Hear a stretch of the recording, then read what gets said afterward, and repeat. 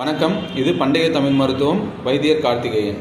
உங்களுக்கான டாபிக் என்னன்னு பார்த்தீங்கன்னா, நான்வெஜ்ஜை எந்த காலங்களில் எந்தெந்த மாமிசத்தை தேர்ந்தெடுத்து உண்ணுதல் உடலுக்கு நலன் அப்படின்றத நான் சொல்கிறேன். சிக்கன் எடுக்கிறது பார்த்தீங்கன்னாக்கா, அதாவது மாமிசங்களில் 5 வகை இருக்குது பாப்புலராக. பீஃபு, மட்டன், சிவான், அதுக்கப்புறம் சிக்கன், அதுக்கப்புறம் ஃபிஷ், எக்கு, சரிங்களா, போர்க்கு. இதில் எது சீக்கிரமாக கெட்டு போதோ, எது துர்நாற்றத்தை சீக்கிரமாக கொடுக்குதோ அந்த மாமிசத்தை தவிர்ப்பது நல்லது. சரிங்களா, மாமிசம்னாலே நாற்றம், துர்நாற்றம் கண்டிப்பாக வரும். பட் சீக்கிரமாக பூச்சி வைக்கக்கூடிய மாமிசங்களில் முதல் இருக்கக்கூடிய 2 சொல்கிறாங்க நம்ம ரிசர்ச்சில். அது என்னன்னு பார்த்தீங்கன்னாக்கா, பாய்லர் சிக்கன், செகண்ட் போர்க்.